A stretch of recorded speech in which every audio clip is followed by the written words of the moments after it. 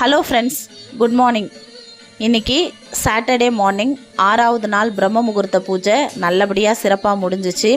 இன்றைக்கி 3:30க்கே எழுந்திரிச்சிட்டேன். அதனால் 4:30க்கெல்லாம் பூஜையை சீக்கிரமாகவே முடிச்சிட்டேன். இத்தனை நாள் 5 o'clock ஆயிரும். இன்றைக்கி 4:30க்கே பூஜை முடிஞ்சிருச்சு. எந்திரிச்ச உடனே வாசல் தெளித்து கோலம் போட்டுட்டு பூஜையை ஸ்டார்ட் பண்ண தொடங்கிட்டேன். பூஜையை முடிச்சுட்டு அதுக்கப்புறம் இன்றைக்கி சாட்டர்டே என் பையனுக்கு லாஸ்ட் எக்ஸாமு. என்னையோட ஸ்கூல் லீவு. இன்றைக்கி அவருக்கு லஞ்ச் பேக் பண்ணோம், என் ஹஸ்பண்டுக்கும் லஞ்ச் பேக் பண்ணோம். என்ன சமைக்கலாம் காலையிலேருந்து அதே ஒரே டென்ஷனாக இருந்துச்சு. ஏன்னா வீட்டில் காய் வேறு எதுவும் இல்லை, வெண்டைக்காயும் உருளைக்கிழங்கு சொரக்காய் இந்த 3 தான் இருந்துச்சு.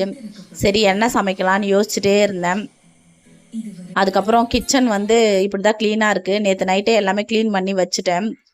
அதுக்கப்புறம் நைட்டு தொலைக்கி வச்ச சாமான்லாம் காஞ்சி போயிருந்தது. அதெல்லாம் எடுத்து அது இடத்துல அரேஞ்ச் பண்ணிவிட்டு டீ போடலான்னு பார்த்தா டீ தூள் காலி ஆயிடுச்சு. நேற்றே காலி ஆயிடுச்சு, ஆனால் சொல்லணும்னு நினச்சா மறந்துட்டேன்.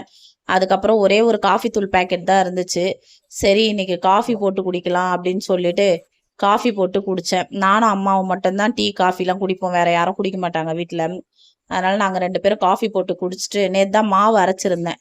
சரி காலையில் பிரேக்ஃபாஸ்ட்டுக்கு இட்லியே ஊற்றிடலாம் அப்படின்ட்டு இட்லி ஊற்றிட்டேன். என்ன சமைக்கலாம் அப்படின்ட்டு அதையே யோசிச்சுட்டு இருந்தேன். அப்புறம் ஒரு வழியாக சொரக்காய் கூட்டு பண்ணிவிட்டு தயிரும் உருளைக்கிழங்கு ஃப்ரையும் செஞ்சிடலாம். சொரக்காய் கூட்டு காலையில் இட்லிக்கும் தொட்டுக்கலாம், மதியத்துக்கும் சாப்பாட்டுக்கும் பெசஞ்சு சாப்பிட்றதுக்கு யூஸ் ஆகும் அப்படின்னு சொல்லிட்டு சொரக்காவே செய்யலான்னு முடிவு பண்ணி அதை கட் பண்ண ஆரம்பிச்சிட்டேன். சொரக்காவை நல்லா பொடியாக கட் பண்ணிக்கணும், வெங்காயம் தக்காளி கட் பண்ணிக்கணும், அவ்வளோதான். ரொம்ப ஈஸியான ரெசிபி தான். ஒரு குக்கரில் துவரம் பருப்பு சேர்த்துட்டு நல்லா அதை கழுவி க்ளீன் பண்ணிவிட்டு கட் பண்ணி வச்ச வெங்காயம் தக்காளி சொரக்காய் இதை 3த்தையும் குக்கரில் சேர்த்துக்கணும். கொஞ்சமாக உப்பு, மிளகாய்த்தூள், பெருங்காயத்தூள், மஞ்சத்தூள் சேர்த்துடணும். லாஸ்ட்டாக ஃபைனலாக கொஞ்சமாக நெய் ஊற்றணும்னு வச்சுங்க. இந்த பருப்பு சாம்பார் வகைக்கெல்லாம் நெய் ஊற்றணுன்னா சூப்பர் டேஸ்ட் கொடுக்கும். அது இல்லாமல் அதில் இருக்க காய் சட்டுன்னு வெந்துடும். இந்த துவரம் பருப்புலாம் சட்டுன்னு வெந்துடும். அதனால் நெய் ஊற்றுனீங்கன்னா ரொம்ப டேஸ்ட்டாக இருக்கும்.